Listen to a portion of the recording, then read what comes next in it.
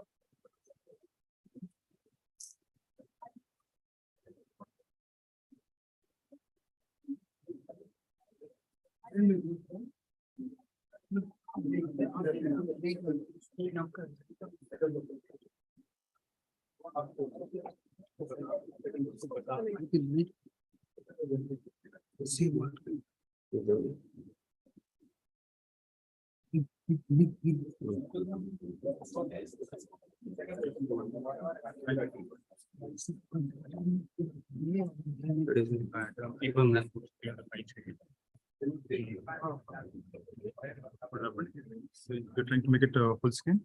Yeah. It is shared now. Okay.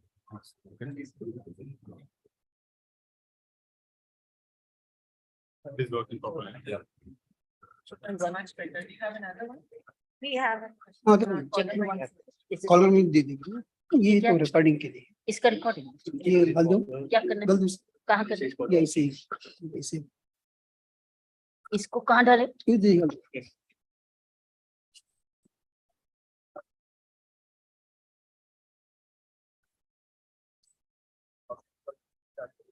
Is this okay? It's an Eximius tradition they have started. We just want your, if you have a comment for Sure, our sure, sure. signature on Sure. our official. Yeah, sure. Give me a stand.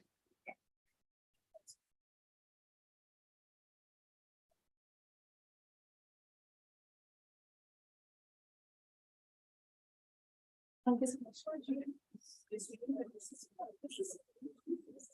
For Hmm? for PPT presentation. Okay. Okay, that's fine. Yeah, go back. Yeah. Thank you. So just forward there. Paper आप Yeah. आप किया And this one is for this. no this is the laser point There's a laser. laser. Okay, done. Thank you. Shall we start at 5 or shall we start at 5:15? ये तो लाने point ज्यादा होती है We can begin because I have a flight to catch. I think it's Yeah, better yeah. and you shouldn't risk your time with that. Go ahead. Let's begin. Hello Before the session begins, there is one instruction which needs to be followed strictly. No photographs with Kiran ma'am after the session. Okay, you stay Why? seated.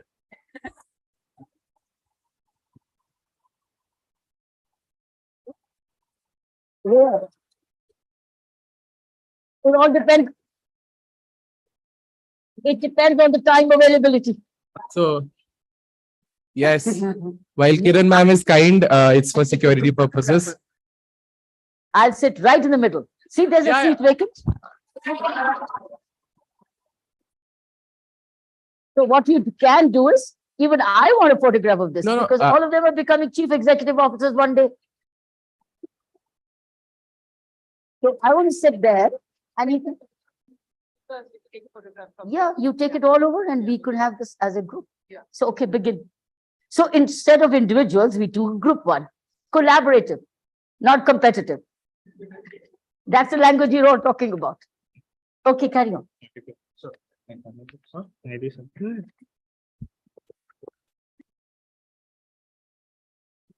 Okay, good evening, everyone, ladies and gentlemen, esteemed participants and members of IMB committee. Firstly, before we begin, I would request that everyone please turn off your phone or any electronic device, or you can put it on a silent mode.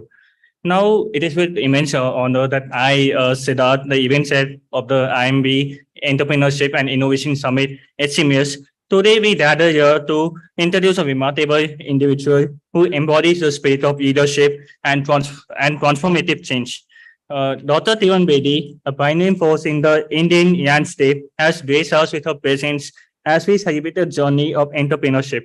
Her journey is an inspiring testament to the power of vision, determination, and steady commitment to making a difference. From being the first woman to join the IPS to an influential role in the social activism and governance. Her story is a tapestry of empowerment, innovation, and the pursuit of excellence. Please welcome her. And alongside moderating the session, we have our own Professor Manaswini Bhaya, ma'am, the Associate Professor of Economics. Beside research and teaching, she has been actively involved in voting on the ground for several processes, particularly for the frontline voters, where she led the project CHAR that equipped and enabled lots of frontline voters across the country during the peak COVID waves. Now, without any further ado, I would once again extend a warm welcome to Kiran ma'am and Manaswini ma'am to take it forward. Thank you. Good evening. Can you hear me all?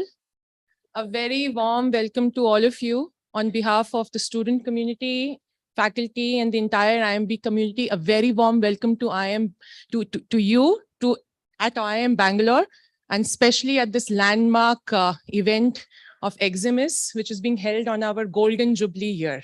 Welcome. Oh, wow. Yeah. So IIM Bangalore, as you all know, takes deep pride in striding towards excellence in leadership, innovation, in all walks of life, business, governance, and administration and society. And it's only befitting that we have amongst us an exemplary dignitary who has exemplified excellence in leadership in different walks of life, particularly in administration. A very, very warm welcome to you, Dr. Kiranji. At IIM Bangalore. And she's, in my words, she's nothing short of a force of nature. And I don't think force of nature, I'll say indomitable force of nature. And she's been an inspiration to several of us, in fact, across different generations. It's a great honor for me personally, for a role model of mine, for me to be sitting next to her on this stage. Very warm. And her work has cut across different walks of segments of administration. But one thing that actually stands out for me is her deep conviction in leading through heart. And I would like her, if she can, talk to us about how she's able to do that. Yeah, and you spoke to us last time about the leadership model of ARISE, which was invite, involve, resolve, solve, and evolve. We all watched it deeply. And we're now looking forward to how you are able to take this with greater refinement, this leadership model forward. It's all yours, ma'am. The stage is yours, as long as you would like to talk. And then we'll open it up to questions. Okay.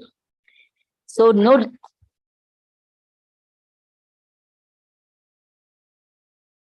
lectures, just watch, think, and then ask the right questions, okay? You have enough of lectures. Here, I'm not here to lecture, but I'm going to show you. Show you what? 40 years of my experience in leading the police departments and administration governance, and also on the international forum. So here I am to show you quickly, and we will, since I have a deadline, I want to begin with say thank you. Where were you? Thank you for inviting me. I got your invitation and I decided to respect it.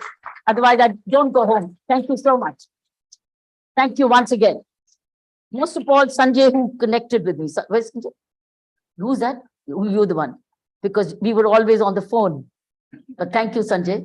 The manner in which you accommodated all the changes I wanted all the time. But thank you so much. So we are straight away. Thank you. We are straight away on watching what I've brought for you. And this is the first time I'm making a presentation of this kind. You might ask why. Because you are special. You are special. And you're the right ones to know this early on. And the earlier on you know, the better it would be. You will be achieving what I achieved much later.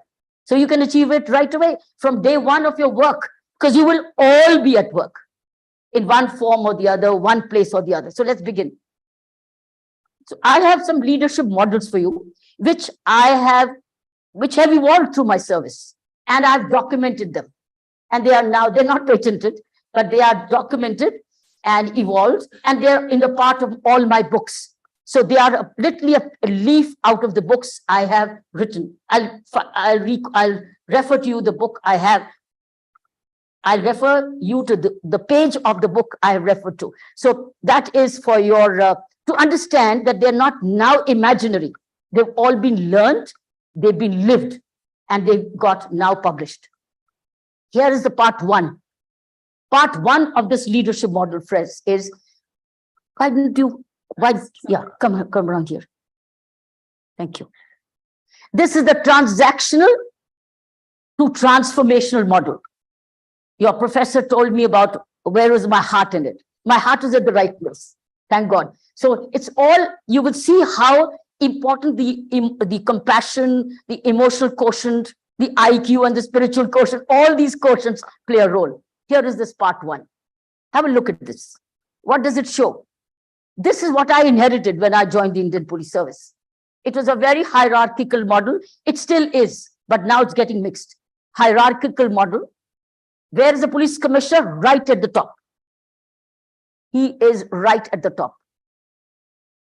And the people are far away. And look at the ranks. They have to go through so much to connect. And these were also the CEOs of the past, political leadership of the past, generals of the past, currently even DGPs of currently even now or the past. It all depends. So here is a hierarchical model I witnessed myself, and I became a part of it, and I was somewhere here. When I started the service, I was here. And imagine so many levels I had to cross to see even my police commissioner. This was the way it was. So there were so many barriers and walls.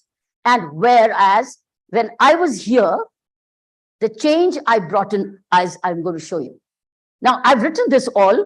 The presentation is forever with you. You can take it from your professors whenever you want. I believe this is being StreamYarded.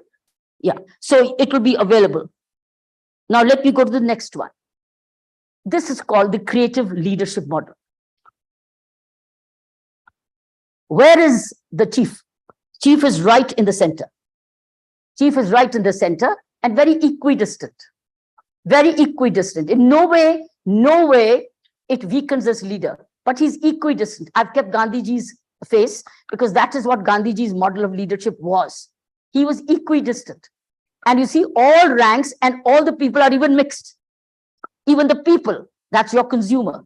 That's your consumer. That's your client. He's equidistant, all of them. For me, they were people. For you, they're clients.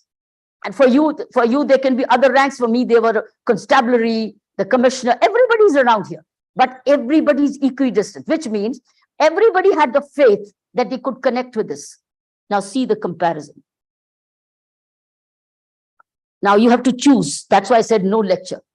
Every model is speaking 1,000 words. So 1A, lesson learned, your takeaway. When you take over wherever you are, you will get to know where you are. But you will realize today, technology has actually broken these barriers. They become non-hierarchical, they become flat. Because now when you do a meet, when you do a webinar, everybody's sitting equally and everybody's watching. Yet, webinar is different from in-person meet. So remember this, keep this in mind and keep this in mind. Now, you may be beginning from here like I did, but that doesn't matter. You can be here. For them, you can be here. That's where I was. What happened with my policing is when I joined, and that is where I start to become different. I was not the traditional model, to be honest. I was not the patriarchal model. I was a very inclusive model. So what I did was, while I was here, I became here, and I became centric like this. And what happened? When I joined, and since I was the first time they were seeing a woman in uniform leading the men there at an officer level, they were wondering, what would I be? I was quite an enigma. I was quite a mystery. How will a woman be able to perform? Will she be able to lead these men who are senior to me in age, much more experience, etc.? But what I did was, I had no MBA training at that time. There were no MBAs during my time. My time means I didn't get such an opportunity. You were there already. Were you? Yes. You had started 60, how many years? 50 years ago. Or just about the same time. So, but even in my National Police Academy, we started with 2 pages of management course, what management means.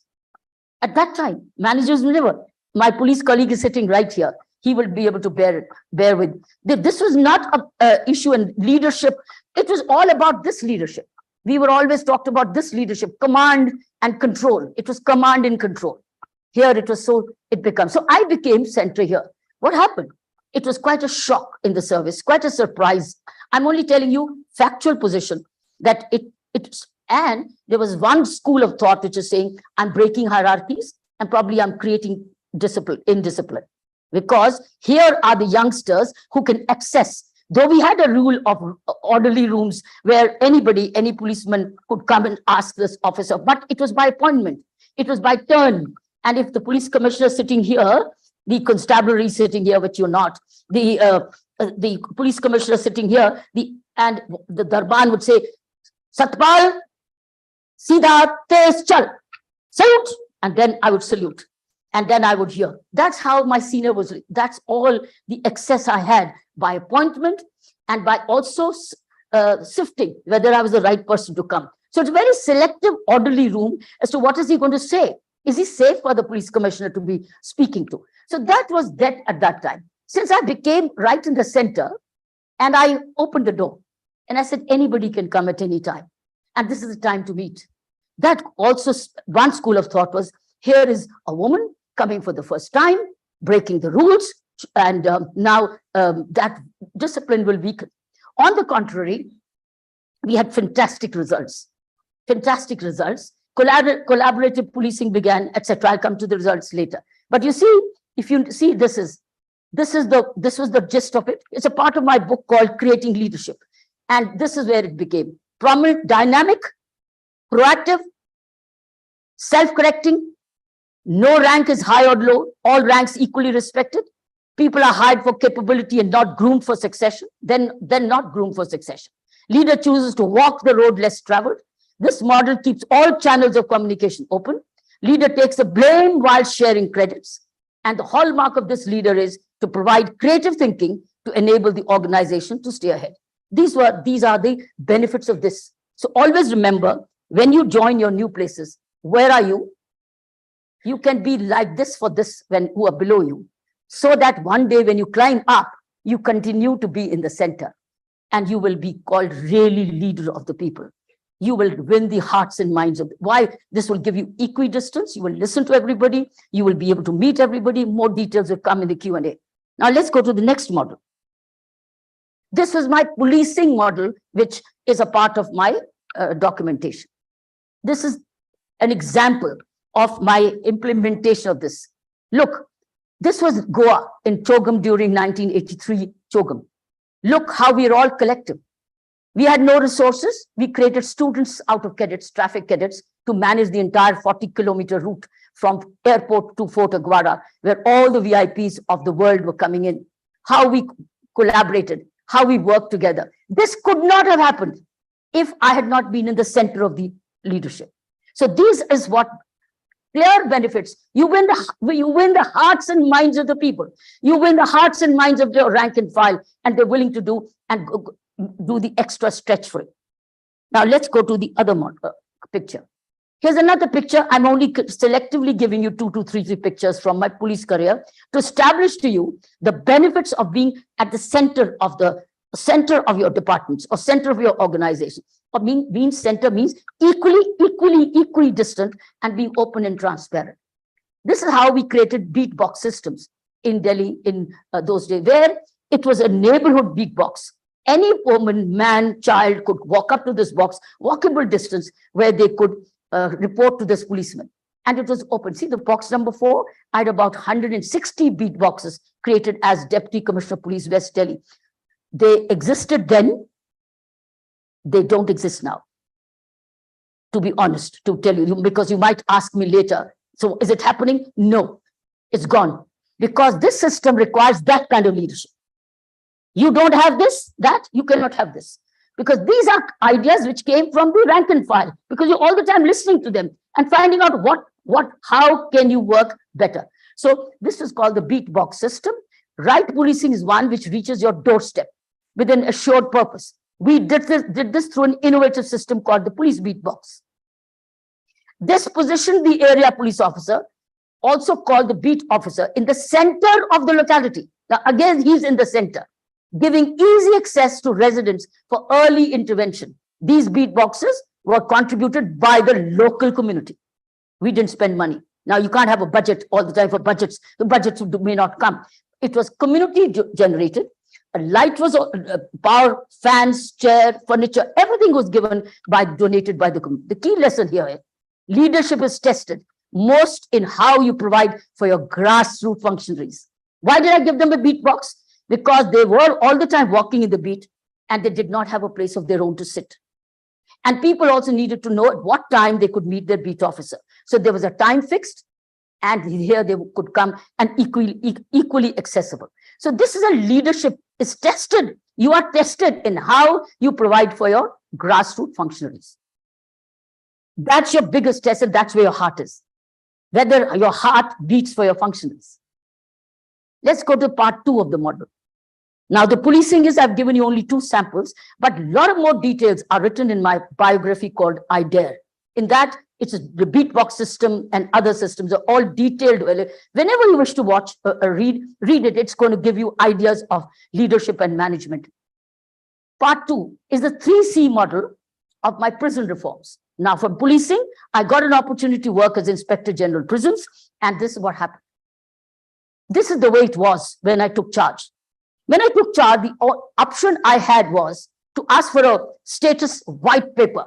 What is the status of the organization, right? Now, in this case, this is where I asked for nothing, but I documented what I saw.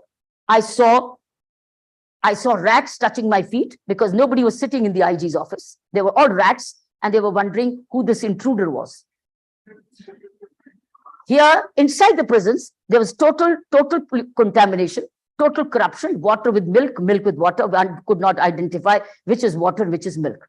And these prisoners were the servers inside, and they were doing. All this has come from the feedback I used to collect and get, not collect. It used to come in a feedback box as to celebrate. Here, you have an email for a feedback, or you have other sessions now. Then it was not, and you in prisons, you can't have these emails. So I used to move a mobile petition box. It was a locked box. Listen to me carefully. Feedback is very, very critical if you want to continue to grow. Now, in the prisons, when so much is happening, how do I know? Do I create an espionage system? Do I create khabarchis?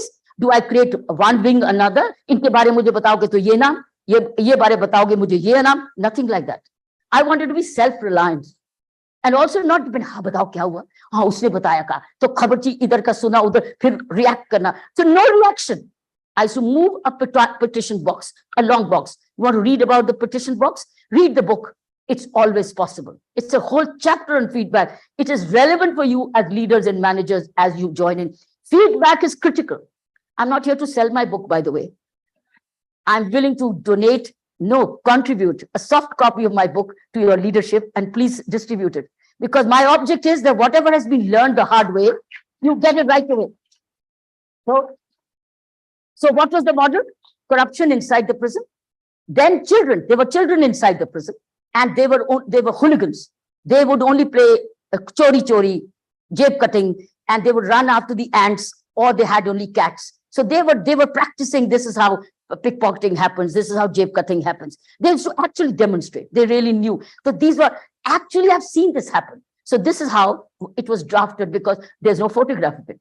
So I could only draw this for you as a sketch. So this is what our children were. And they were saying, they knew about their offenses of the mothers committed. Because in the Indian prison, children up to the age of 5 can be kept with the mother.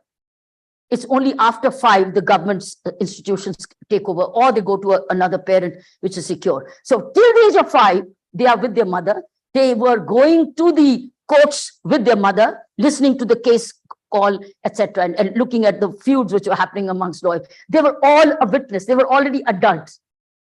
And It was a vulture culture. What is the meaning of vulture culture? And this is a culture which exists in across departments, private sector or government, is you make a mistake, this is all prisoners.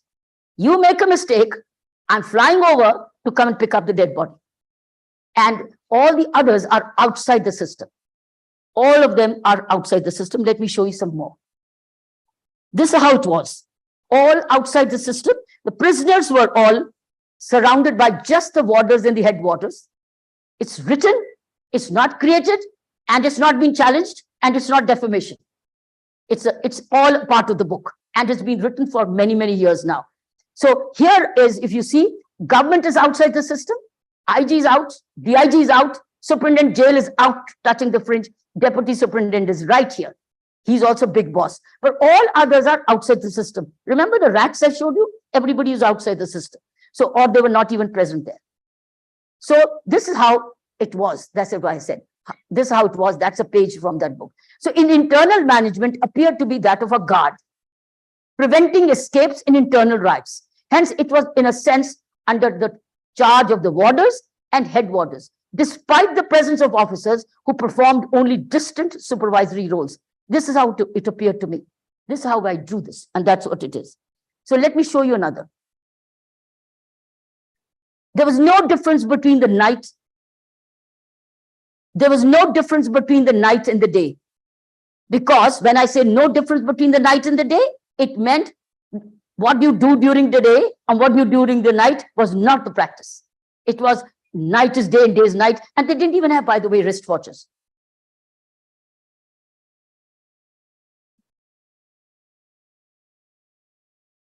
Welcome. You're a bit too late.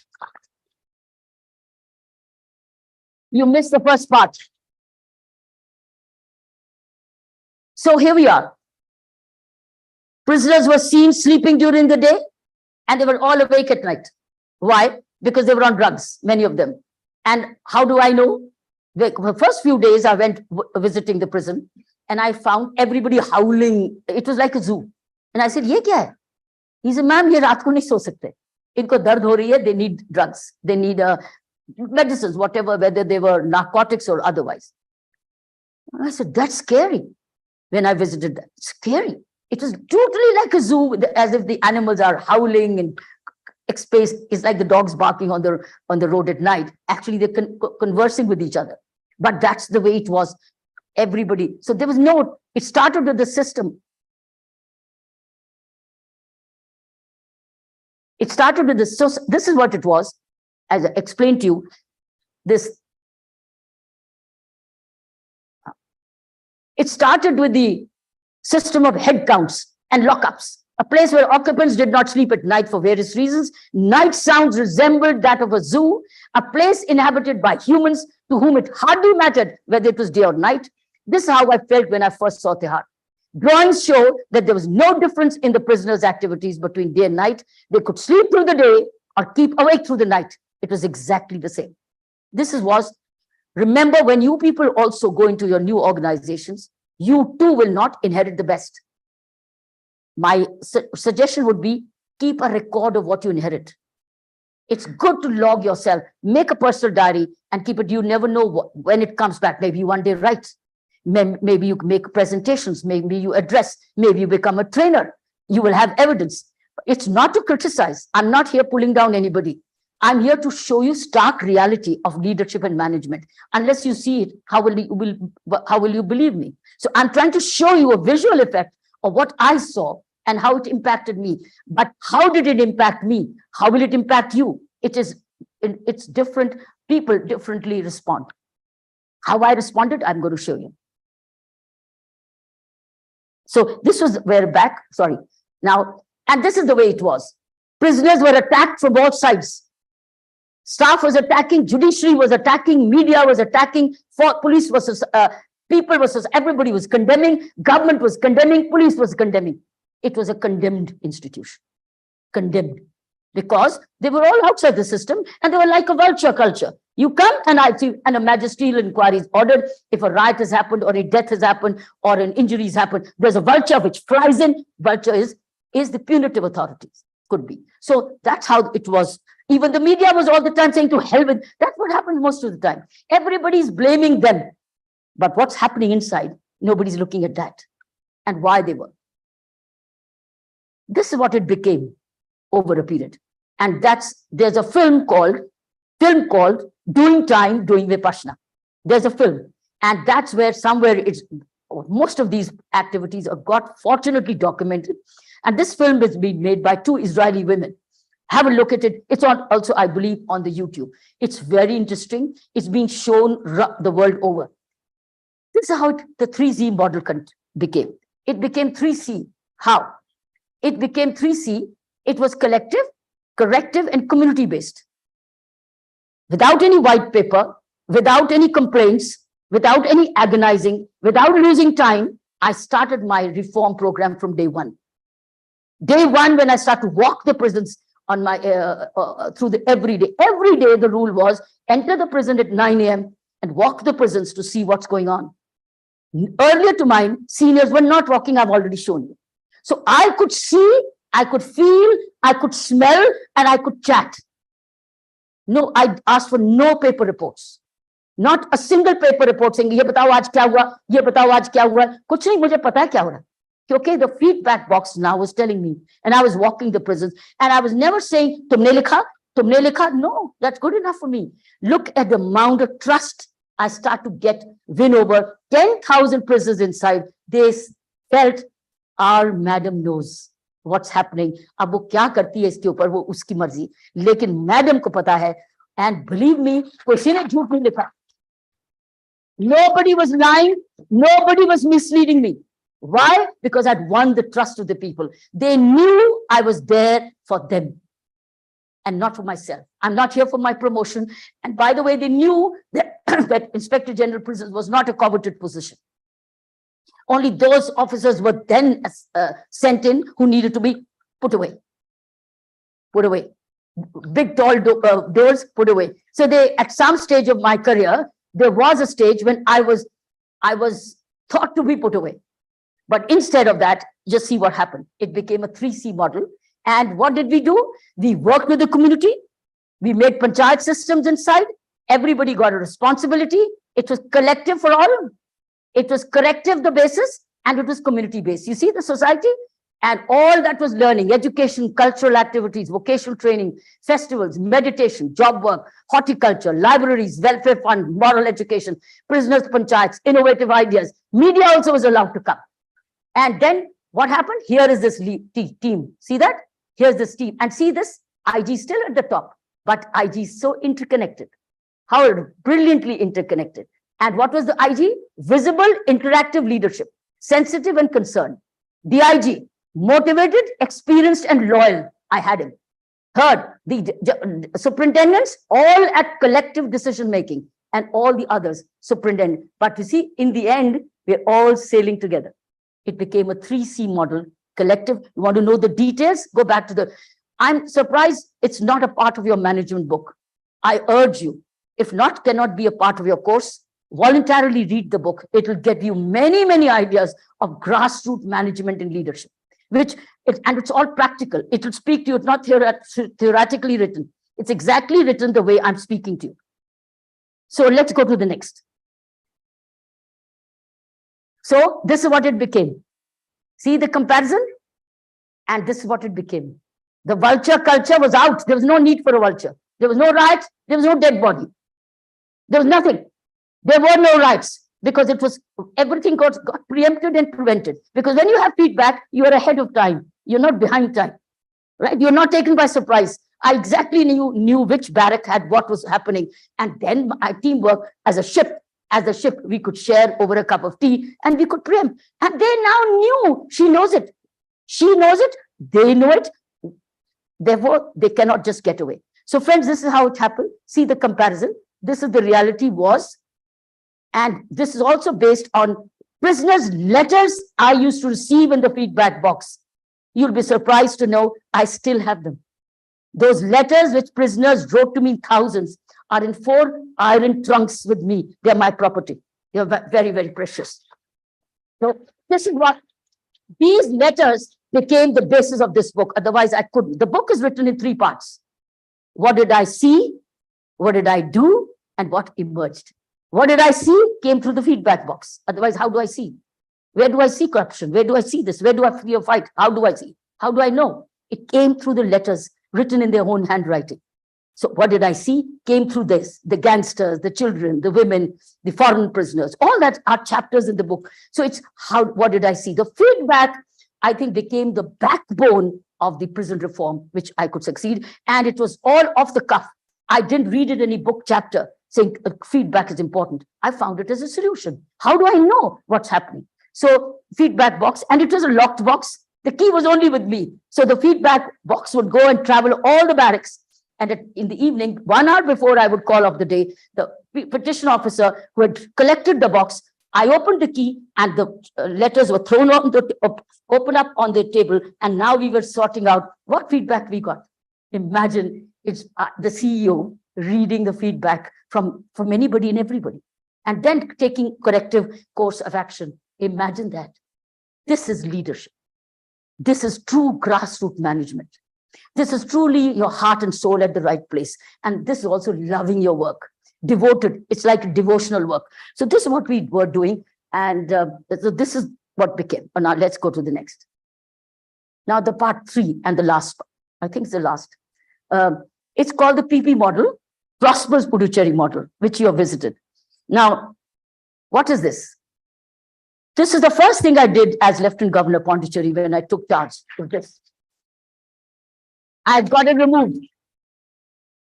So when you do these kinds of gestures, you're sending a very large message to the people, to the rank and file, and to the Rajnivas itself, and also to the government as being that this is what is not my style of work. So instead of trappings, a lot of trappings, I removed the trappings. And this is the first model. I just thought this is very, very significant as an image. This is another, where we would be at the grassroots all the time, working with people, connecting with people all the time. And you see how it was together with people around in Pondicherry roads. And this is what it leads to. You connect with a communist person. This is a Swachhta worker.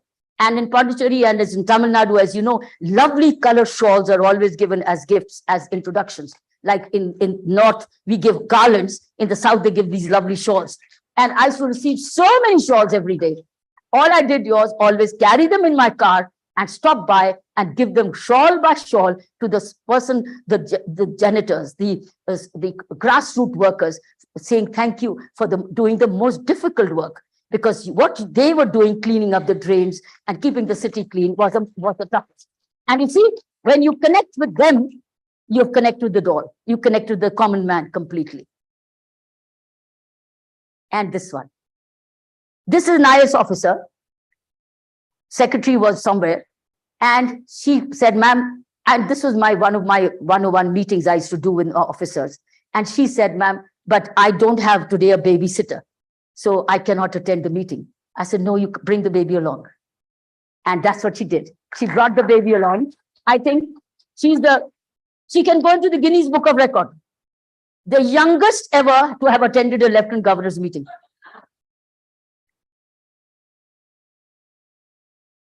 So this is how we attended. And you see the way the child is attending the meeting? So this is the PPP model. The PPP model meant, now there in prison, it was a feedback box. Here it was a different story. So what did we do? We created these open systems of anybody could write to the government, which is the Rajnivas grievance redressal cell. All sources, direct, postal, open house, field, email, text messages, social media, everywhere. I think this is something like mygovernment.in does that. MyGov.in does that. That's exactly what that portal is. But that portal came after ours. So that's exactly what it is. But you think there was no hostility? Of course there was. And there was huge hostility for all openness of the system, because anybody could write to us about anybody and anything.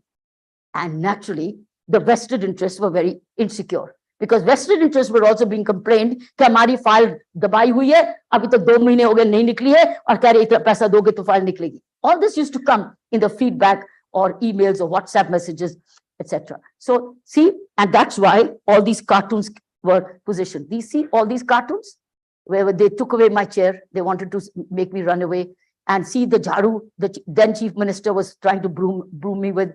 All these are some of the cartoons I thought I'd share with you. There was great hostility. Please consider that to be part of your management skill. This is not to be complained against, but to be taken in the stride. Because when you do better and when you change things for the better, there will be people whose status quo has been shifted or whose interests have been hurt. So they will question, they will do whatever they can, they will do. That doesn't mean that they dislodge you, but you continue with your determination and the belief and the conviction and your commitment for what you are there for. My purpose was very clear. My purpose was policing for the people, administration for the people. So this is what I thought I'd share some of these with you, and some of these celebrations, how we did. Now this is the PPP model, which is called Prosperous Budgetary Model. So this is what it was when I gave the word first time to, when I took the oath as Lieutenant Governor, saying we'll create a model called Prosperous Budgetary Model. This is where the essence of the leadership is, which is very relevant for all of you, which is, I think, reality. What is the commonality in all the models I've shown you? And this is almost the last slide. Being visible. See, you've seen visibility. Had I told you in a lecture, I used to do this, and I see I tried to be visible, I cycled, but now you've experienced it yourself. This visibility is the key to leadership. Whatever you do as an entrepreneur, you're taking up, being visible, you got 5 people or you got to 50 people, you got to be accessible and visible, but visible to the people, visible to your clients, visible to your customer, accessible. This is visibility. Depends on the kind of work. Mine was administration.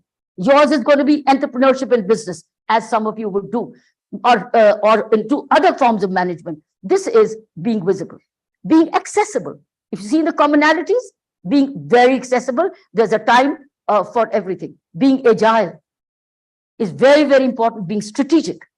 Being agile means very, very strategic, and agility cannot come without listening to each other, collaborative thinking, researching. There's so many things behind but being agile and being one with the common man. And that was called the PPP model, called the Prosperous Puducherry model. The point is, are you working for the company? Or are you working with the company? And are you working for the product? Are you working under the product? What are you selling, or you're promoting, or are you meeting a need? I think all these are questions which you need to ask. As far as I'm concerned, I did not work for the government. I worked with the government, and with the government for the people. That is the key. That is why nothing happened. So when you work, you don't work for them. You work for the company. You work for the company and the cause of the company and the purpose of the company. That's your entrepreneur. It's either theirs or it's your own. I think that these are the PP model. That's how it began. You see how it began from this off to this model. At the essence of fearless governance, which is a part of the book. By the way, this is also part of the book model called Fearless Governance, which I released last year, post-COVID, when I wrote this book, all about 5 years of my work in Pondicherry. Again, a model was created. So I thought this is the way. Listen to this. Can we have the sound? No, go back to the sound. I want the sound. It's very good sound. Can we have the sound? It's a very good clip for them. Since this message moves once.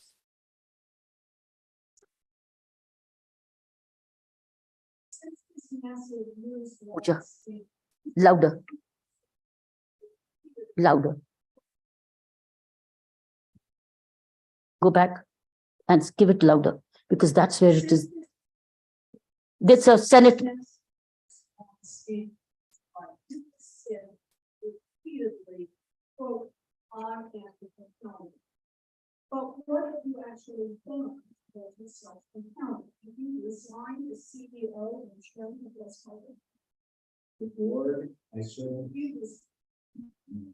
have you returned wonderful millions of dollars that you were paid by the state? The board is if you return 1 nickel of the money you want to call the savings for you. I take that as the movie.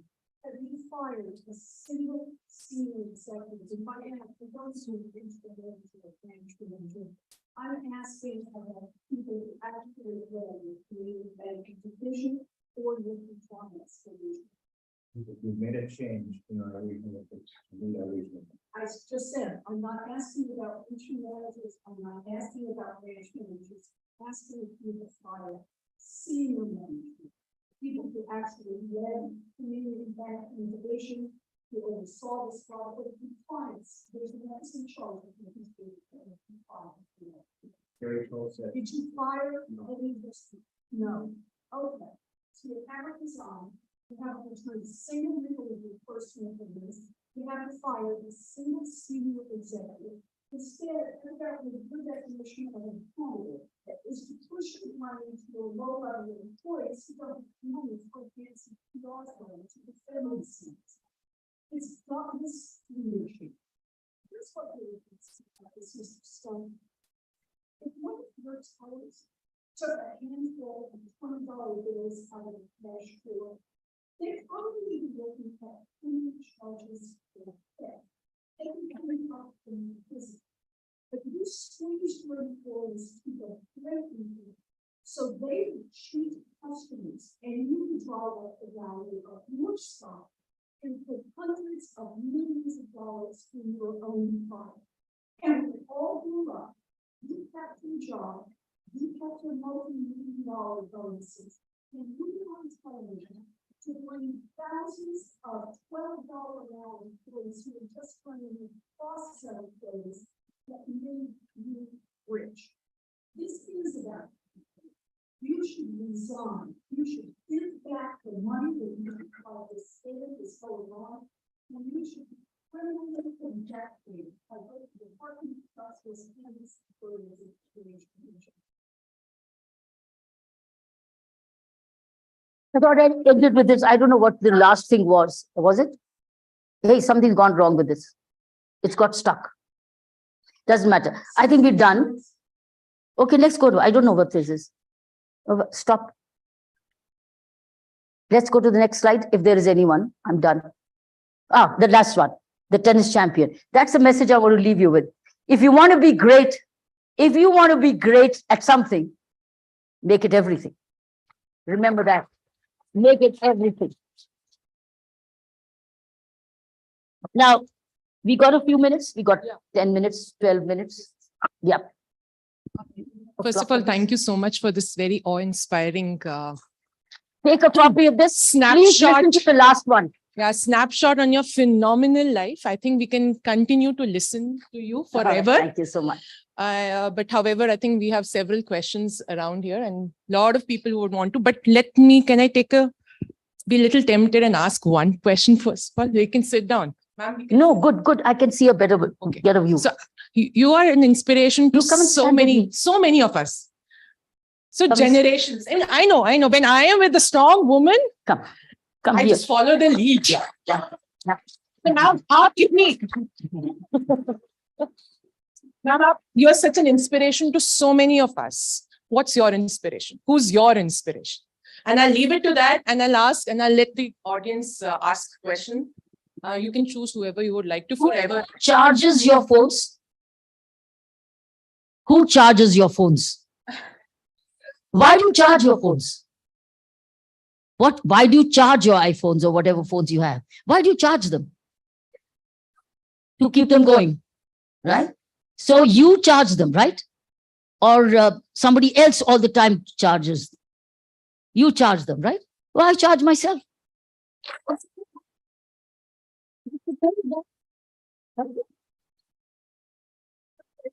Oh, your questions. So self-charge is a mantra. Self-charge. Question is, what do you charge? But self-charge, and then guide yourself. Listen to your inner voice. Your inner voice will tell you that your charging is going cut. So the question is that you just listen to your inner voice. As Shiv Khera said, there's a mama test and there's a baba test. And there's also a headline test. Mama test is if when I'm doing something, if my mummy sees it, would she have approved or would I be shamed? If your answer tells you, no, you'd be shamed, that's your mama's test, you pass. Similarly, is your baba's test. Baba test is if you become a father and you do something very stupid and you try and imagine whether it's stupid, you'll doubt. You shame yourself let your child see you. Would you be shamed or proud as a father or a mother? If that's a Baba test, will the Baba pass you? Will the mama pass you? Or the headline test, as Shiv Khera's book says, headline test is that if something which you've done makes a headline, then what happens? Which is something non-complimentary. Would you have done it? No. So I think if you pass these mama test, Baba test, and headline test, you'll never go wrong. You'll remain self-charged. You'll know what to charge. Okay, next question. Yeah, go ahead. Hello, ma'am. I am Aravind. So how do you see the importance of evolution in technology in the better functioning of the police department? And what is the training being given to across the department in our Plenty. There's no end to training. It'll go on training. It's continuing to be evolving. It's not stopping. So it's going on in modernization. There's no stopping. And how do you see the importance of digital media for being people recognizing leaders like you, the upcoming leaders like you in the Department of Police? So you are better informed. It's the way you pick and choose. You're much better informed. Ma'am, I had a question. How do you deal with difference of opinion, maybe in your field or maybe generic to, any other person, right? Because when we have a lot of people talking to us, when we are also collecting feedback, we see there's a difference of opinion. What someone feels right, the other person might feel it's totally wrong. So how do you deal with that? Ask yourself, are you in an ego or are you at a larger good? If you're looking for a larger good, that should prevail, not your ego. Call it, ma'am. Good evening, ma'am. I'm Himanshu. Thank you for your great feedback and your speech. Ma'am, my question is, in the model that you showed, right, there's an invisible hand of government and politics itself, right? So you must have dealt with a lot of pressures all across. At the same time, ma'am, we have heard a lot of stories about you, right? That you craned away scars of influential politicians as well. And you must have to deal with consequences as well. How In government, you only get transferred. You don't lose your job. Yeah. Hello, ma'am. I have a question. So enjoy it. You only get transferred. You don't lose your job. You lose your job if you're caught in the till. But if you have not, if you've kept up, if you've dealt with the pressure, you only get shifted. You go to even Andamans. Hello, ma'am. I have a question here. Yes. Hi, ma'am. My name is Lalit. I had the chance of introducing you a couple of years back on stage. And since then, I've been following you so dearly. And I've seen you in 2 places. My God. And you were also a participant in Mahatreya's TAT program. I was there as well, and I keep seeing you in the Art of Living programs.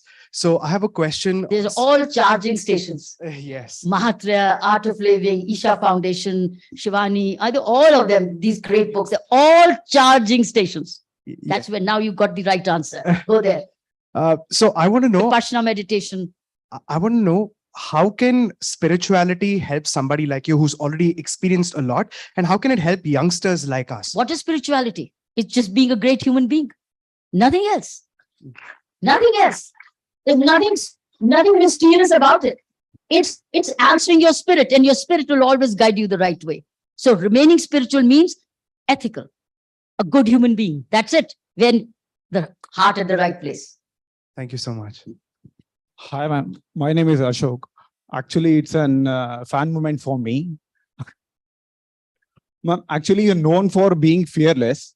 I want to ask you, what's your biggest fear and how did you overcome from that? Nobody's fearless and nobody need to remain afraid. You must fear the wrong and have the courage to do the right. Why must you not fear? You must be afraid of you going the wrong way. So moment you're afraid that I'm going the wrong way, you will come back to a betterment. So you have to be afraid. But fear, that doesn't mean you make you weakness. It corrects you. Any fear which self-corrects you, I think is courage. It's actually taking you to the right place. So being fearless of fear is not the question. Question is fear of what? Not fear of everything. Not fear of your insecurities. Fear of what? Even if it's insecurity, analyze that insecurity. What is it about? Get into action. Actually, fear should lead to action and not slumber. Then you're afraid, then you're a coward. But if you led to action, then you're the brave person. So analyze, what are you afraid of? Understand? That's called self-talk, also called inspiration. That's also called self-charge. Thank you. Yeah. Yeah. Last two questions. Ma'am, And because I have a photograph time, ma'am, we'll have last two questions. One last question. Sorry. Jai, your question is Legal based. legal? Legal question. Acha. So an officer, let it be Quick IPS question, officer, because IPS another- officer or IAS officer, the one who is rigid on a duty to follow a right path. He doesn't want to do any wrong work or any politically That's okay. bad views. Yeah. But the higher official has pressurizing the officer to do wrong. Then Right. in that case, what an officer should do? This is a question. Why should he succumb to a pressure? Why? That means he wants something out of it. So why should he be that? And then obviously if he's wanting out, it's a transaction then. I pressure you, you confirm for me, and it's a barter. I do this for you, you do this for me. But if I say, मुझे तो कुछ नहीं चाहिए, तो करो, मुझे कुछ नहीं चाहिए, मैं नहीं कर सकता, क्या कर लेंगे? You can, as I said, in government job, there's only one option, is transfer. And look, in government, India is very brilliant. You can get transferred. Why not? There's enough. If I could create this out of the prison, it was a punishment posting, by the way. It was a punishment posting. And what it brought? It brought a Magsaysay award. Last question. Last question. Who do you want to choose? आंखें बंद करके. किसी ने हरी shirt पहनी हो, उसका नाम. कोई किसी ने हरी शर्ट पहनी है? हाँ, ये. हाँ, बताओ. There was a lot of risk involved to that, the chances that might fail, and you might face a lot of backlash. So how did you prepare? Like, did you have any plan B that if Every change has a risk. Yes, ma'am. Every time you make, there's an element of risk. But then you study the risk. What are you risking for? And if you don't do it, then, so you're making a choice. If I risk, I get this. I can almost get this. Even if I don't get it, I've not failed. I've tried. But if I don't even take the risk and I stay there, then you probably curse yourself. Maine to try nahi kiya. Then you failed. So when you take a risk and give it your best, it's a worthwhile studied risk. I know you're talking as entrepreneurs.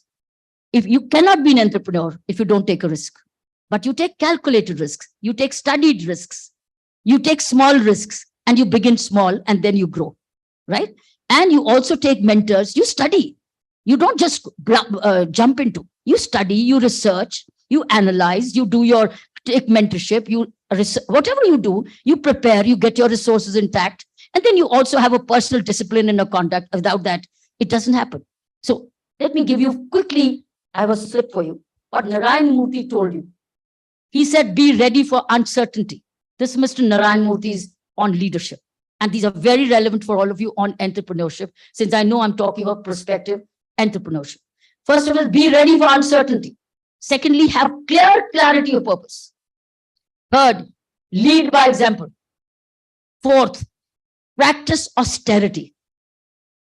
When you start your entrepreneurship and you only have a small car, first thing you probably got all the grants and you buy a big car. That's a mistake. Continue with your small car. Austerity is very, very important. Otherwise, all your money of the virtual, that angel fund will go into these. And angel fund, people are watching you, how you're spending. So austerity, innovation. Because if you don't innovate, you will be outdated. And how will you innovate? There's a whole chapter on innovation. Feedback is very important. Listening to others, collaboratively, thinking, researching, field work, all it leads to innovation, because innovation comes by ideas. How do you get ideas? How do you generate? Then comes work productivity. How productive are you? And if you are not very productive and you don't respect your time, you think others will? No, your productivity will fall. So you have to lead in productivity. You have to do extra work, more than anybody else in your entrepreneurship. Then comes tremendous commitment to where you are going. I've given you these, which Narayan Murthy ji said, who's the guru of leadership and entrepreneurship. Who better? I thought before you only talk about policing and prisons and prosperous Puducherry, I must give you his mantras. Thank you so much. Now I'm done. Thank you so I'm going to much. sit there and take a good picture. Fortunately, we are out of time. Thank you, ma'am. Ma'am, is there a way that students can connect with you? Any one of you who wants a soft copy book of mine can send me an email, kiranbedioffice@gmail.com. Thank you so much. Kiran Bedi, my name. And I have an office, so it's Kiran Bedi Office. And Gmail, of course, is Gmail. Okay, so write to me. I'll be very happy to share a soft copy of this book. Any book you want, any document you want, and this presentation is yours. So please use it as you wish. And please listen to the last thing which you could not audible. It's really worth it. It was totally a remarkable statement in the Senate, how they took the CEO to task. He said, what did you give back? You've only fired. He told the board, did you pay the money back? He said, no. See, he said, did you gobbled up all the money? Did you pay the money back? He said, no. See how they held them accountable. Instead, they go yachting. They eat up the money, and some of these CEOs go yachting on the seas, and they go into islands and having swallowed all the money. That's not the CEOship. That's not leadership. That's theft. It's a criminal act. That's why most of them are now being tried. Certain bands have all been suffered exactly for this reason. So now this presentation has been given to you to make you aware what works and what does not work. Now, आगे ये शिकायत मत करना, हमें बताया नहीं था, सिखाया नहीं था, हमें समझ नहीं आई थी, नहीं समझे तो तुम अनाड़ी हो.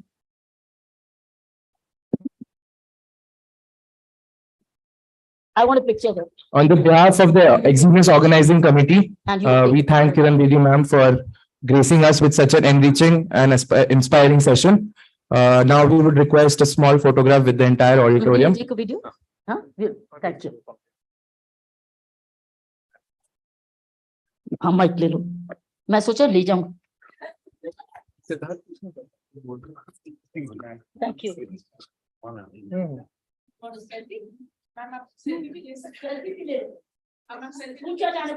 Ma'am, we have photography.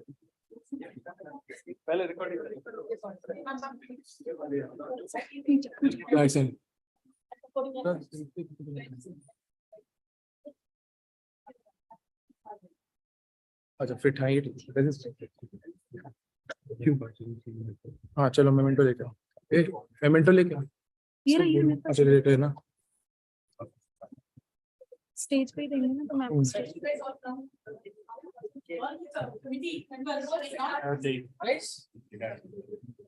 ये तो पूरा प्लान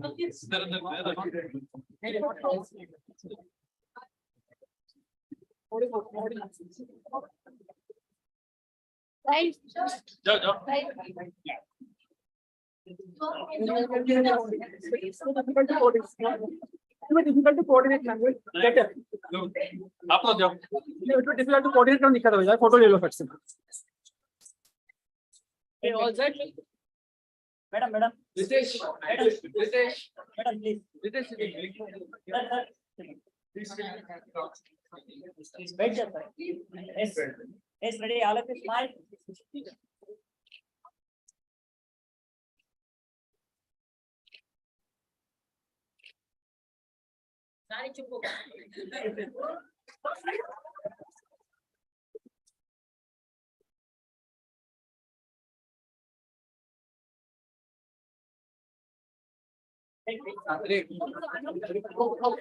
अरे मेमेंटो दे चलो मेमेंटो बाद में देंगे. Excuse me, can I please request everybody to stay where you are? She has a flight at 7:40. We'll let her go. I know, ma'am.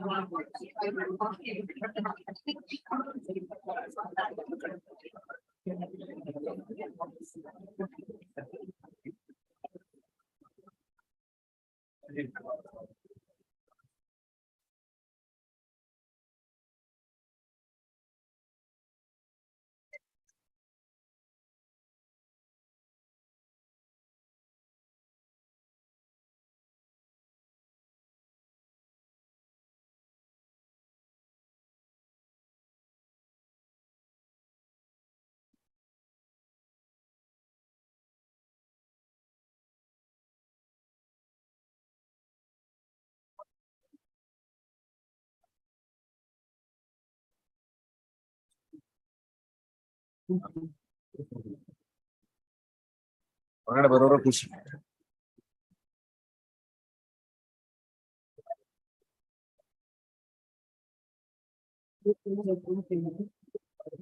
ಹೇಳ್ಬೇಕು ಬರ್ತಾರೆ.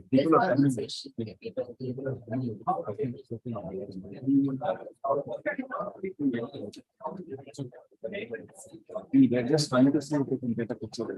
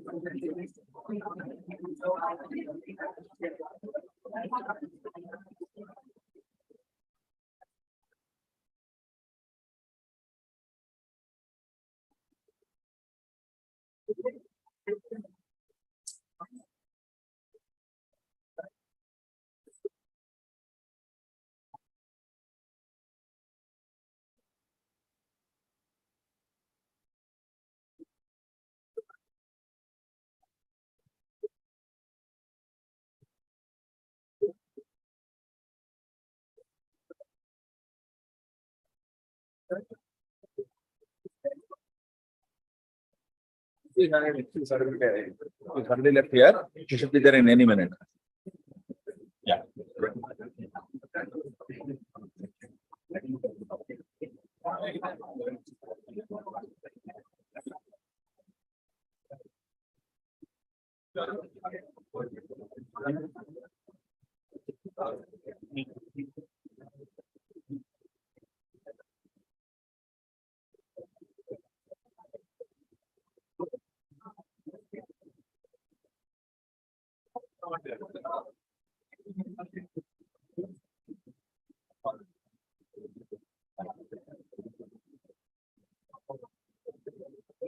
Two off ಮಾಡಿ.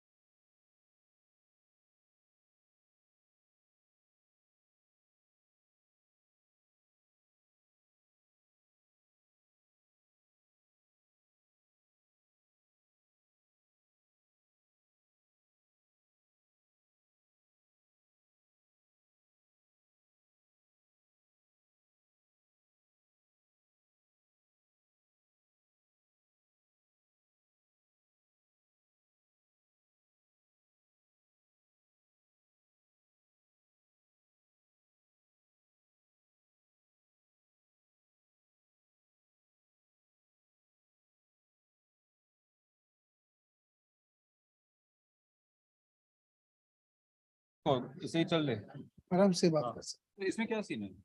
इसमें क्या सीन नहीं सर हेलो चेक बस हाँ हो जाएगा थिंक बट मैं बोले थे इधर आराम से अच्छा ऐसे तो ऐसे ही करते हैं यू वांट टू ऐसे ही कर लेते हैं इसकी पहले एक स्लाइड है ना एक स्लाइड इसके पहले हाँ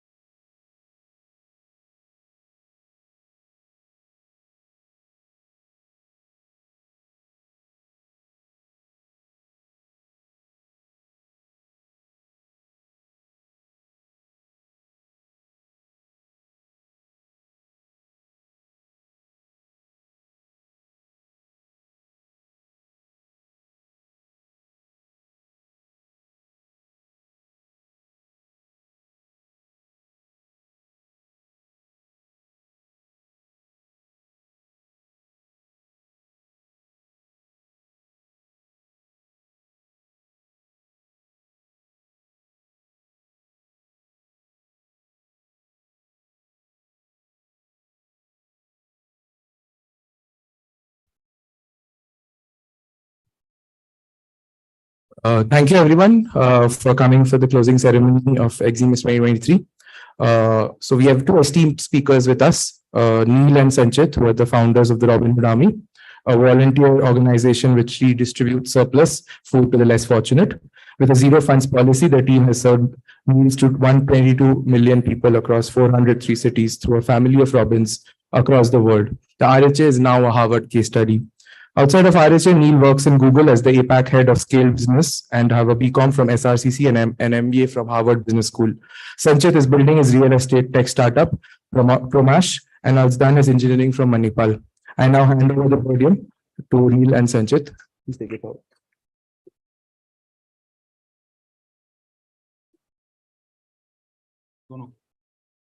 ये कॉलम यूज करता ये क्या है दोनों का माइक ऑन है just want to check, am I audible?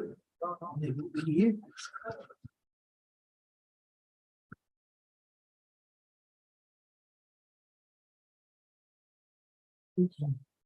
Oh, मैं ये यूज करूँ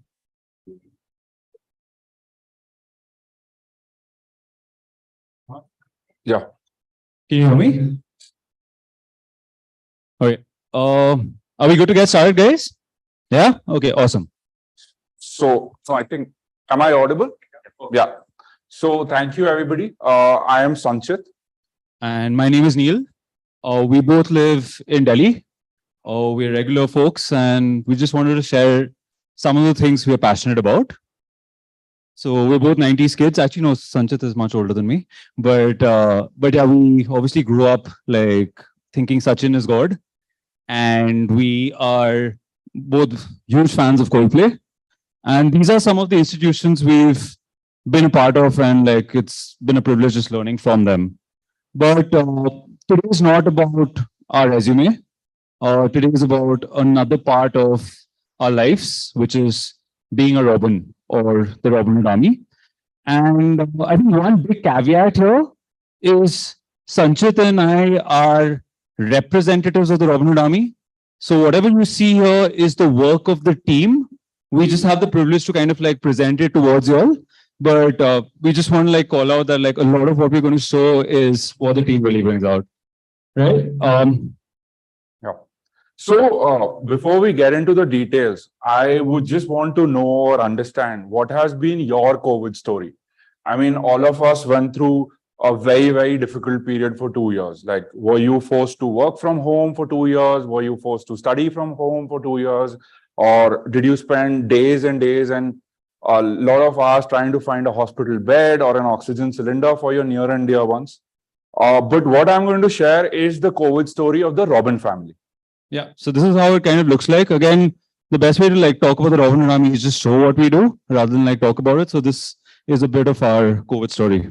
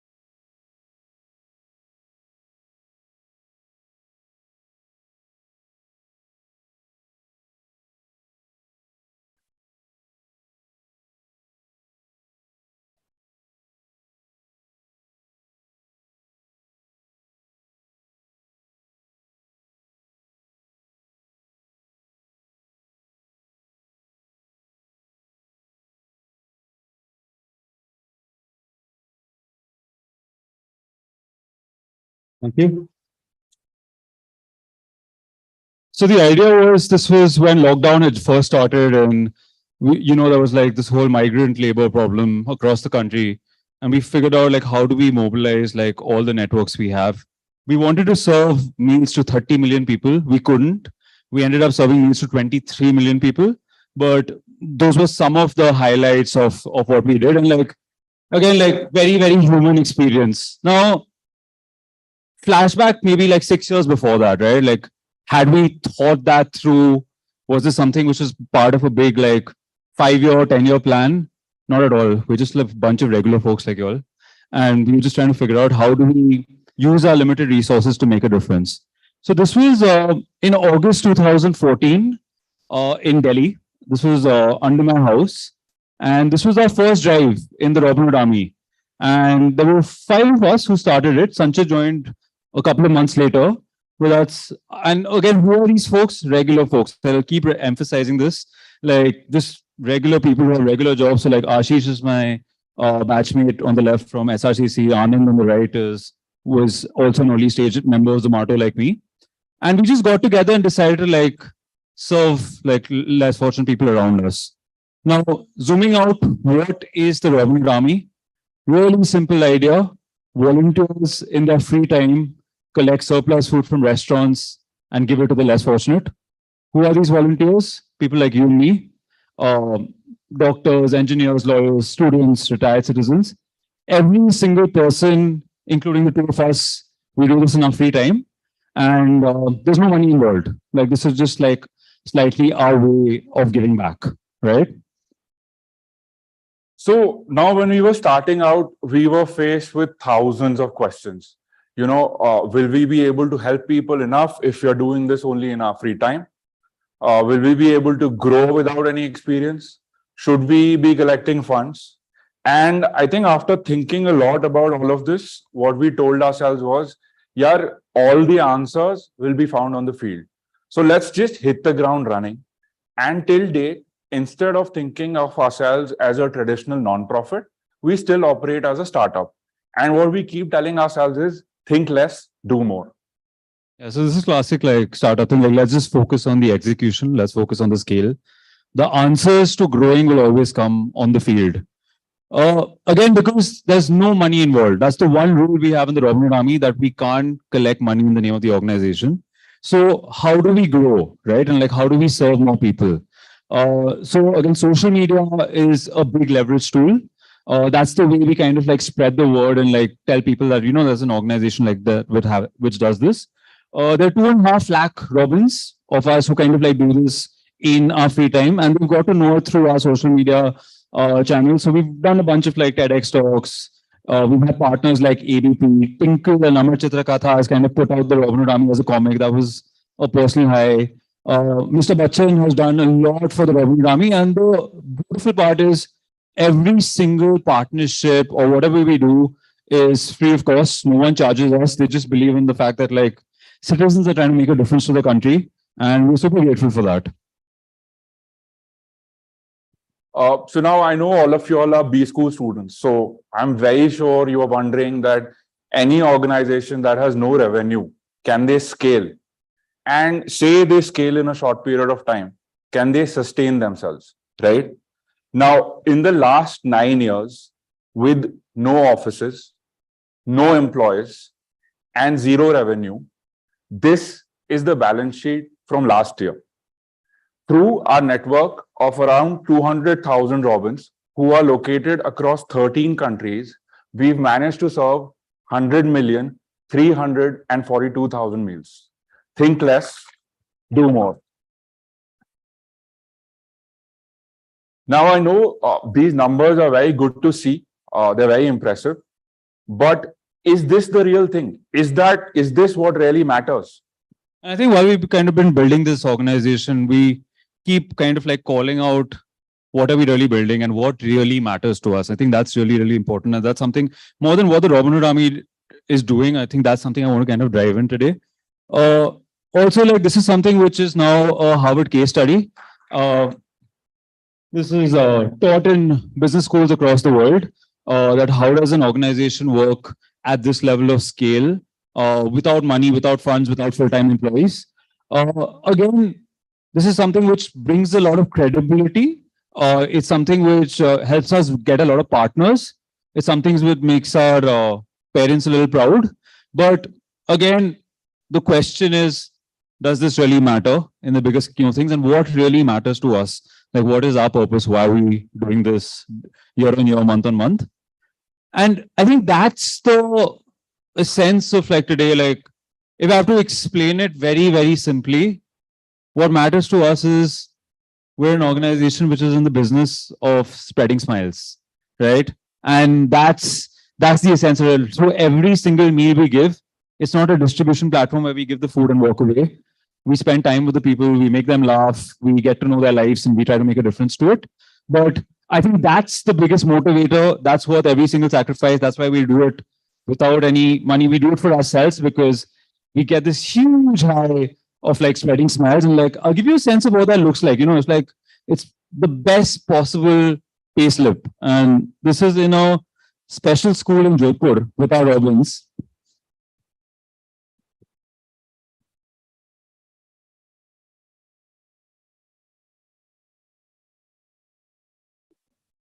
You got to see the moves which come here right now. 1 second.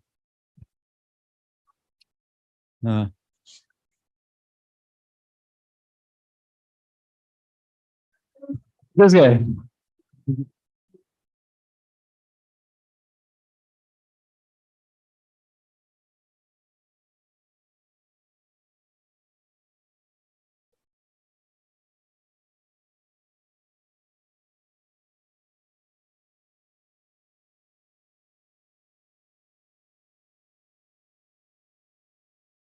So this is, thank you. So honestly, this is like better than, and I've been in startup world, I've been in big tech.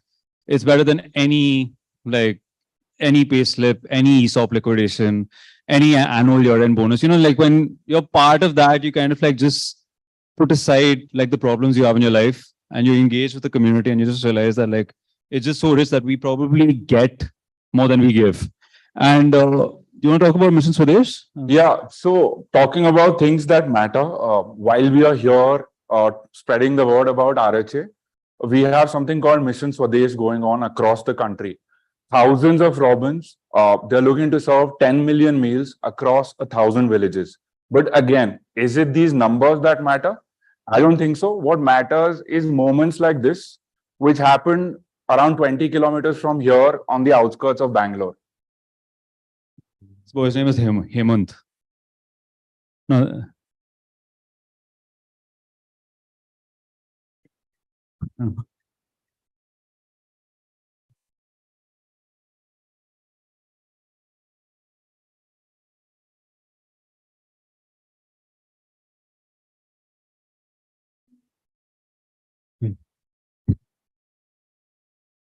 So this is the essence of Robin Hood Army. This is what we stand for.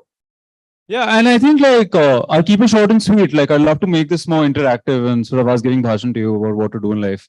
But very, very simply put, like if there's only one thought I want you to go ahead with, like it comes down to one word, which is what's your purpose, right? And personally for me, purpose is not leading the Robin Hood Army. It's not being the CEO of Google where I work. It is like, for me, it's like literally how do we use our networks? How do we use our educational degrees to make a difference to people who need it most? That's my purpose. And I work backwards towards what we do. So for you also, like, I'm sure a bunch of you are going through like recruitment and stuff. So purpose should not be being the CEO of McKinsey. It should be like, what is your underlying core which makes you want to be the CEO of McKinsey? You know, so I think just give a lot of thought to that. And last thought is, I think anyone who's here today in this room, like we all have a relative amount of privilege compared to most other people in the country.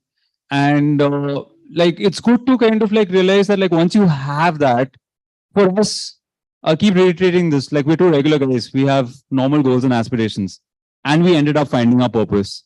So my only hope and aspiration for each one of you is to like reflect very deeply, find your purpose, and I hope that works out, and all the best for that. Thank you so much for like letting us have a conversation here. Thank you. Thank you. Cool. That was us. That was it for us, but like we're happy to like take any questions. Yeah.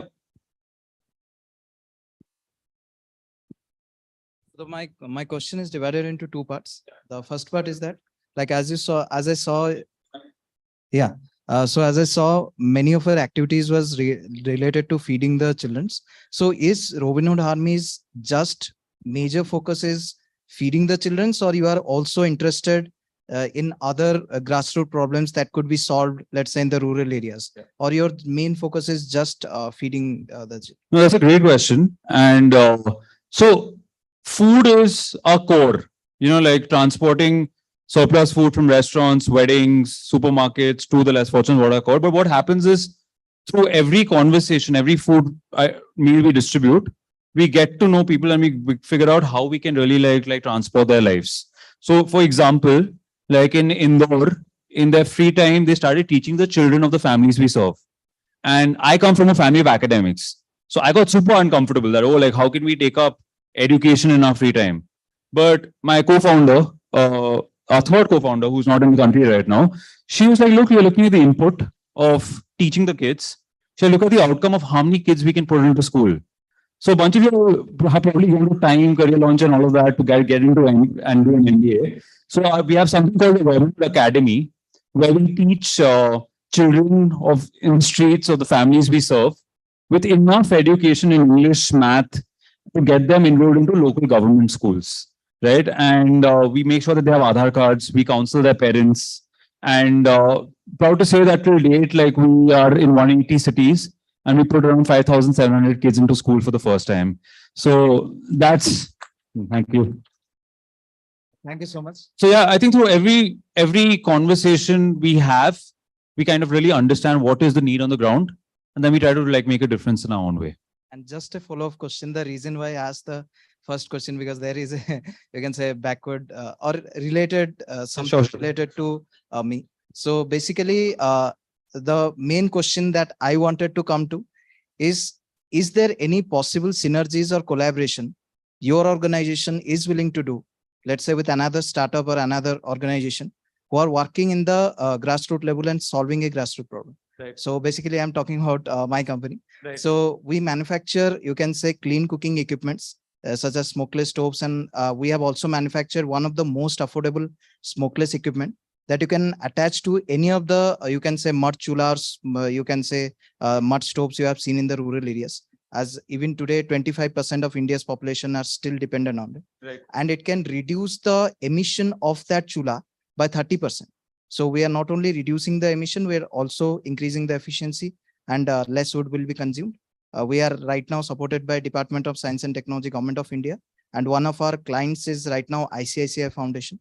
So I was the main point that I would like to come. Is there any way? Yeah, so बहुत simple है. Like if it's there free of cost, we are happy to partner, happy to collaborate because we are a zero funds organization. But to your point, that's how we engage at scale. So let's say like Uber gives us rides across the country. Every year they give us rides worth $1 million through which our Robins can go and give food. WhatsApp has given us a chat bot through which people can sign up online. We've like Zerodha, the tech startup in Bangalore, they built out a tech solution for us to solve for retention. A lot of people like give either their tech, their talent or their inventory, and through that, which helps us serve more people. So there's a fit. We'll definitely be interested. Like with Sanchit and Neil at robinhood.army.com. Feel like if we can connect. Yeah, yes, absolutely. Thank you so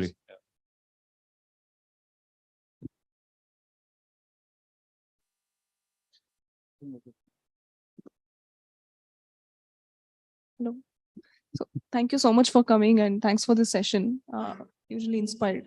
You just mentioned about the tech support that Zerodha has given, right? And if I have understood Robin Hood Army properly, you collaborate with hotels, communities, and then feed the poor. So is there a tech platform where if I know, suppose tomorrow there is some wedding that I am attending and I get to know that there is surplus, and is there a tech platform where I can go and inform you guys so that there is a surplus here and you can come and collect? Is Right. there already a solution there, or you need a solution? Yeah. So What is the plan? Sanchit's our tech guy. Okay. So yeah, we already have a solution for this. There are two ways to reach out to us in case of excess food. One is through our website, robinhoodarmy.com. And the second one is the WhatsApp chatbot that Neil was talking about. And you put in your city, you put in your locality, and they'll connect you to the nearest team. So yeah, so we have a solution for that in place. Zerodha is solving for us. Yeah, so I think in the last 6 years or so, our biggest challenge has been retention. Like we would have a lot of Robins who join us, but would taper off and we would not see the same strength after a few months. So we collaborated with Zerodha. I hope everybody's aware of what Zerodha is. And they are building a tech platform for us through which we can kind of gamify attendance of Robins. Like you attend a certain number of drives, you are ranked in your city, you are ranked across the organization. After a certain number of drives, you get certified.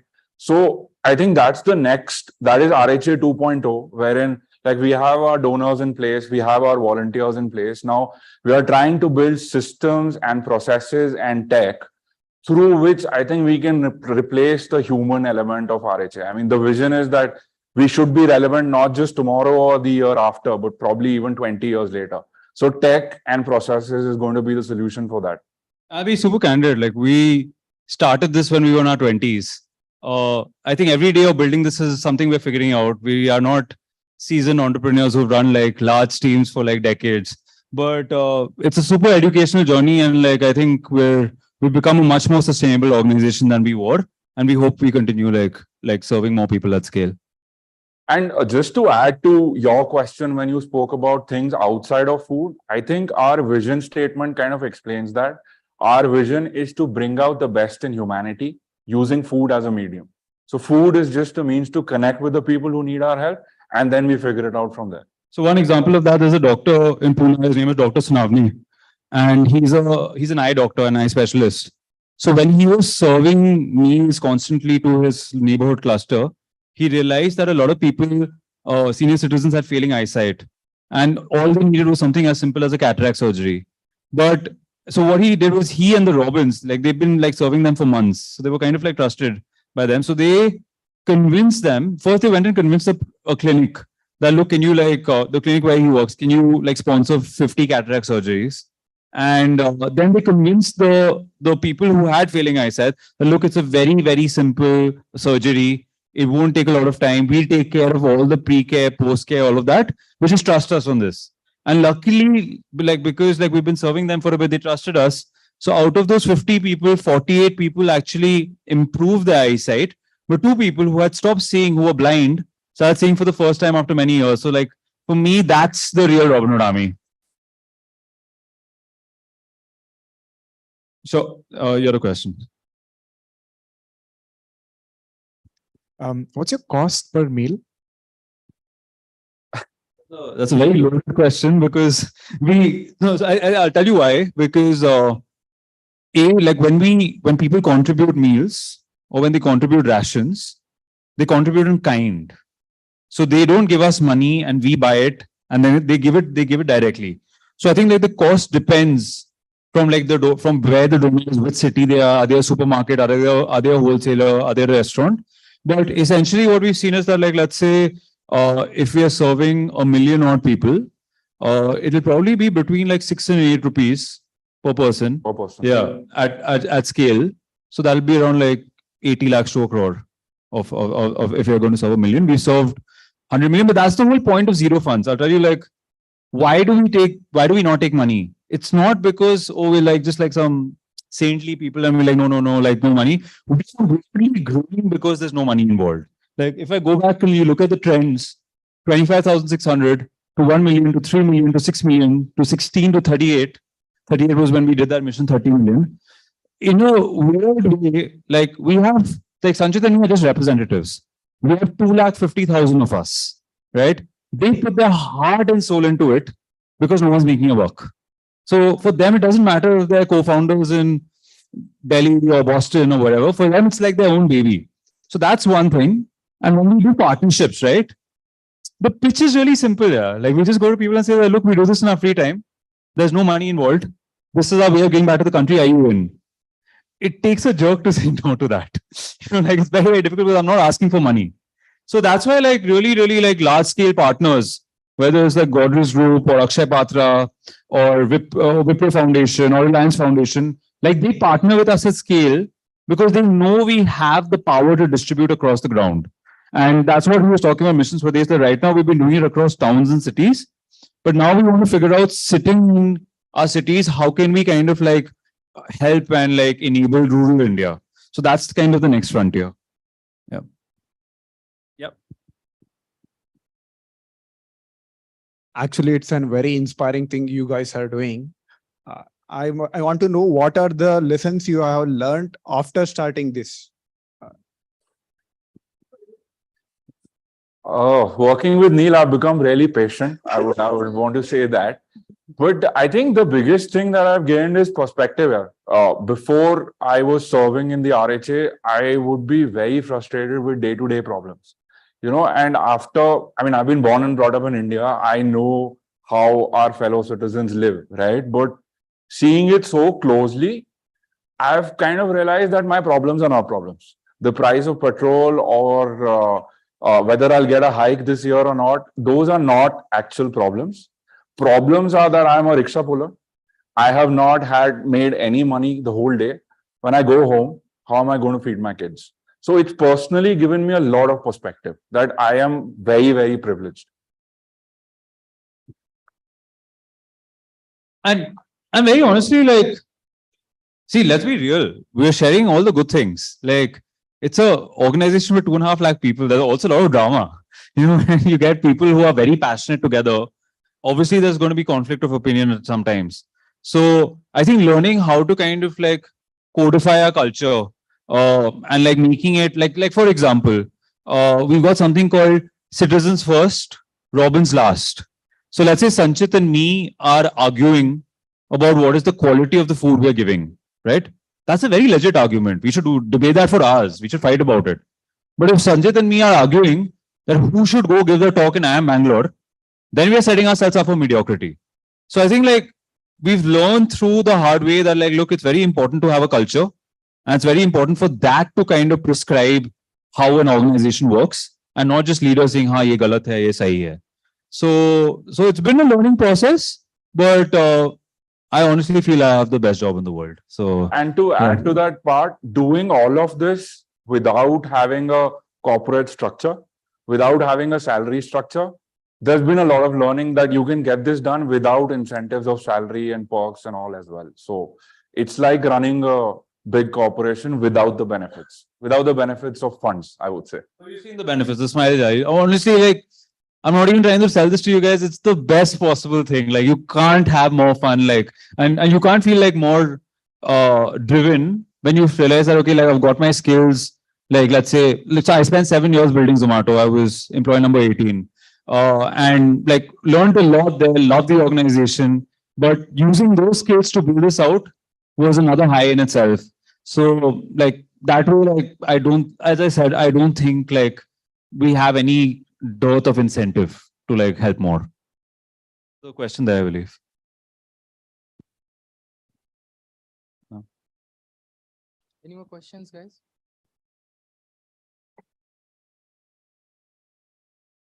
Are we good with time? Yeah. Okay. You're not getting bored now, guys? Okay. Let me know. We can.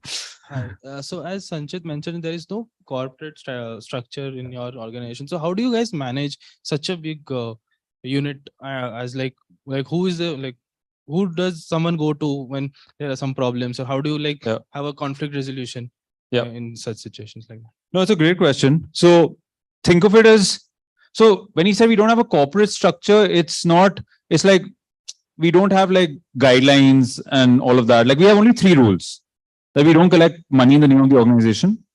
We will always stay apolitical. So it doesn't matter if you're right, left, center, whatever. If you're coming to serve, you keep your political ideology aside. I would never share my own personal ideology in the Robin Hood Army. It's not the platform for that. And we serve all religions. So it's not like if you're coming to serve in the Robin Hood Army, you're a donor, you can't choose that, oh, I'll serve this religion and I won't serve that. So those are the 3 guiding principles. In terms of structures, what we have is like right now, we have a team called the War Room, which is folks who work with Sanchit, me and Arushi. The War Room is folks which include our social media and partnerships team to get like more and more people aware of the Robin Hood Army. It's our tech and data team who build out tools and partner with folks like Zerodha to like solve for retention. We have a growth and expansion team. These are folks who've grown through the system, who were earlier Robins, then chapters and city heads. And they spend most of their time talking to people from different parts of not just India, but the world, coaching them and convincing them how to set up Robin Hood Army chapters wherever they are. And I'm missing a team. Academy. And we have Academy. Academy is our wing of where we are putting kids into school for the first time. So that's the folks who run the organization, and we work with each of them. I think Kiran was talking about that whole central structure. We try to kind of like emulate that in our own way. In the city level, there are folks who look after scouting, which is people who identify who are the people we serve the food to. The folks who look after restaurant supply, which is like onboarding new restaurants. And the folks who look after the overall drive experience. So I think there we have like systems, we have processes, we've built these do-it-yourself kits where people can go on our website, see these videos, and then get started and start our RHA city. But still early days. I think like something we keep telling each other from day zero is that like, and even if you see here, all these cities, all these countries, but our culture is that we are 1% done. Like no matter what we do, the problem of hunger, which is like 194 million people in India and much like 800 million people outside. For that, these numbers are barely scratching the surface. So we have to keep kind of like thinking of it as a startup, re-innovating ourselves and like figuring out what's the best we can do. One quick follow-up question. If someone wants to apply or be a volunteer in Red, then what number? So we have a website, robinhoodarmy.com, and there's a WhatsApp number, the chatbot that I spoke about. Neil is going to tell you the number. We keep forgetting it. So yeah, you can actually note it down. It's 89719 89719 So this is a partnership we have with Facebook and Meta. So someone says a hi on this number on WhatsApp. They'll ask you what city are you from. When you reply what city you're in and what do you want to do? Do you want to like teach or do you want to like serve food? Then they will redirect you directly to the local WhatsApp group of the Robin Hood Army. So again, I'll repeat the number 89. We really should mark this 89719 66164. Sorry? Yeah, actually, that's a good idea. That's a very good idea. Yeah, no, thank you. Like, I think that's something like 9 years we didn't think of that, but that makes a lot of sense. Yeah, but I agree. Yeah, so Instagram's easy, RHA_India. So that's like, I think our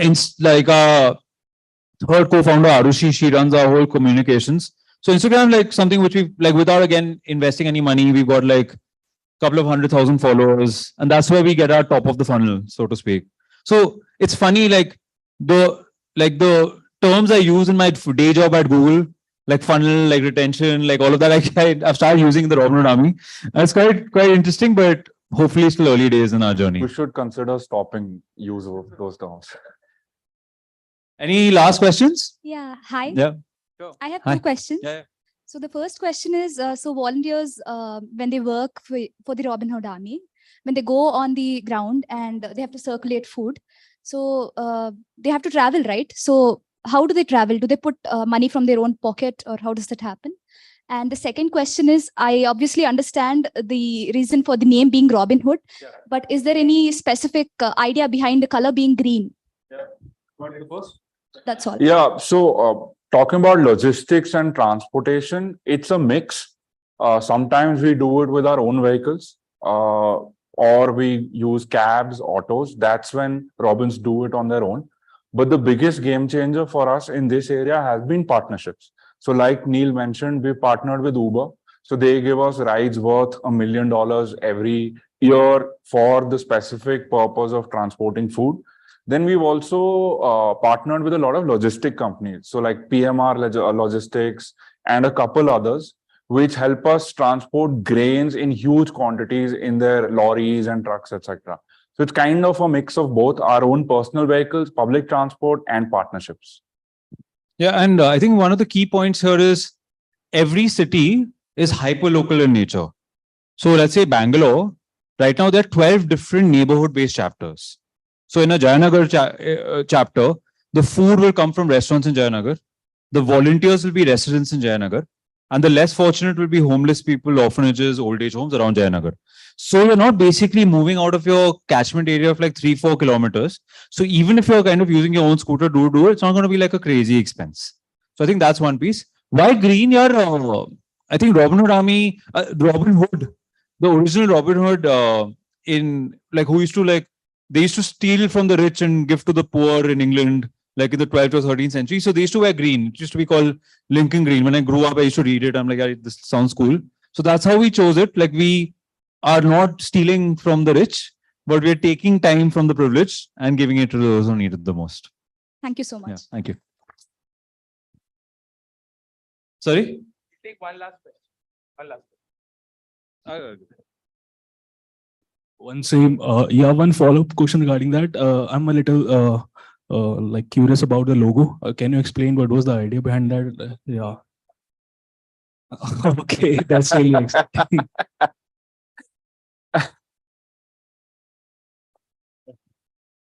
Well, thank you so much for having us, and we hope to see a lot more Robins. We have some incredible stuff happening in Independence Day. This thing called Mission Swadesh, which Sanchit has on his t-shirt. And we're serving 10 million people across 1,000 villages. If you guys want, you have the number, you have our Instagram, you just need to sign up. And hopefully we see you on the field. It's, as I said, you get more than you give. But thank you again for having us. Thank you. Yeah. Sure. Now I would like to invite Honorable PGP Chair to come to the podium and close the ceremony. Yes, take a seat. Thank you.